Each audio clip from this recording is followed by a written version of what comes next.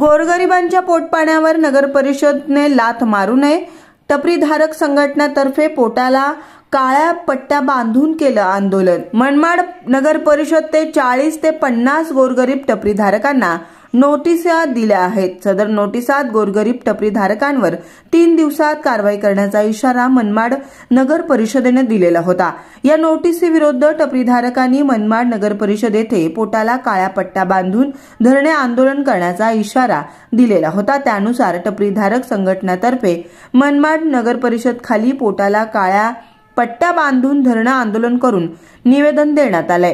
टपरीधारक संघटना ते मनमाड नगर परिषदेला दिलेल्या निवेदनात नमूद केलेलं आहे की आमच्या टपऱ्यामुळे शहरातील रहदारीस कुठलीही प्रकारची अडचण होत नाही. मनमाड नगर परिषदेने कुठल्याही प्रकारची शहानिशा व विचार न करता टपरीधारकांना कारवाईची नोटीस दिल्यानं टपरीधारकांमध्ये असंतोष निर्माण झालाय.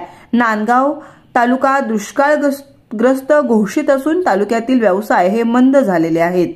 परिणामी मनमाड शहरातील नागरिकांना आपलं पोट आणि पाणी भरण्यासाठी नाशिक व इतर ठिकाणी बाहेरगावी जावं लागत होतं. परंतु तालुक्याचे कुटुंब प्रमुख आमदार सुहास अण्णा कांदे साहेब यांनी स्वतः आपल्यातर्फे रोजगार मेळावे आयोजित करून शहरातील युवकांना रोजगाराची संधी उपलब्ध करून देत आहेत. तर दुसरीकडे पालिका प्रशासन गोरगरीब लोकांच्या टपऱ्यांवर कारवाई करून गोरगरीब टपरीधारकांचे पोट भरण्याचे साधन त्यांचे उदरनिर्वाह हे पूर्ण उद्ध्वस्त करतायत, उपासमारीची वेळ आणत आहेत.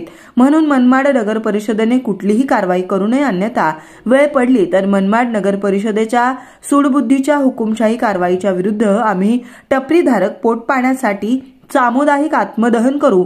याला जबाबदार मनमाड नगर परिषद प्रशासन राहील. म्हणून पोटाला काळ्या पट्ट्या बांधून धरणे आंदोलन करण्यात आले. आंदोलनात शहरातील इतर सामाजिक संघटनांनीही देखील जाहीर पाठिंबा दिलाय. टपरीधारक संघटनातर्फे निवेदन देताना फरीद सय्यद, हुसेन पठाण, अमजद शेख, सुरेश गांगुर्डे, कादिर शेख, दिगंबर बोरसे, शकील शेख, जहीर शेख, सोनू सोपे, फारुख शेख, पापा युनुस शेख, दीपक त्रिभुवन, हीरा परदेसी, अमजद पठाण, किरण सोपे, शाहिद शेख, आदिनाथ बोरसे आदी उपस्थित होते. हरकत दाखले कौन्सिल सभेचे ठराव घेऊन आमचे टपरे ठेवलेले, तरी देखील आम्हाला या नगरपालिकेने नोटीस देऊन 3 दिवसात अतिक्रमण कारवाई करण्याचा इशारा दिलेला. याच्या विरुद्ध याच्या निषेधार्थ आम्हाला आज नाईलाजाने धरणे आंदोलन करावं लागलं. तर आमची धरणे आंदोलनात ही मागणी आहे की आमच्या गोरगरीब टपरीधारकांवर कोणत्याही प्रकारचा अन्याय होता कामा नये. कारण नांदगाव तालुका हा दुष्काळग्रस्त तालुक्याच्या यादीत सामील झालेला आहे. नांदगाव तालुक्यात मंदीचे सावट आहे. स्वतः तालुक्याचे कुटुंब प्रमुख आमदार साहेब हे रोजगार मेळावे आयोजित करून युवकांच्या हातांना काम देत आहे. याचा अर्थ आहे का तालुक्यामध्ये मंदीचे सावट आहे. असं असताना देखील मनमाड नगर परिषद जर 60 लोकांना नोटिसा देऊन त्यांचा उदरनिर्वाह टपरे त्यांचे उद्ध्वस्त करणार असेल तर त्या लोकांचं आणि त्यांच्या मागं असलेले त्यांचे परपंच यांचं नगरपालिकेने काय नियोजन केलेलं आहे का? फक्त लोकांच्या पोटापाण्यावर लाथ मारायचे म्हणजे तुम्ही घर तोडून संडास बनवणार आहे का? याचा अर्थ असं होतो ना. आमच्यावर अन्याय, आमचं पहिले योग्य विचार करा.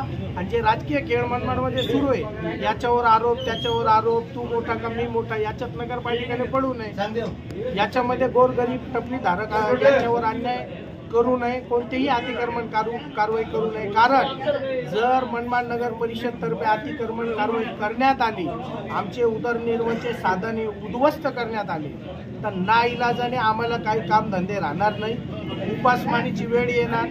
त्यापेक्षा आम्ही आमच्या सहपरिवार हे 60 लोक सामुदायिक आत्मदान करू.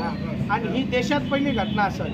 याला जबाबदार प्रशासकीय अधिकारी असेल, याला जबाबदार जे राजकारण करणारे जे पुढारी आहे, या गावातले जे बब्या लोक आहे हे जबाबदार राहतील. कारण की त्यांच्यामुळं आज आमच्या पोटापाण्यावर ही वेळ आलेली आहे. तर याच्यामध्ये आम्ही त्यांनाच एकदा विनंती करतो का आम्ही केलेलं आहे, उद्या तुम्ही कुठलीही अशी कारवाई केली तर आम्ही डायरेक्ट सामुदायिक आत्मदहन करू.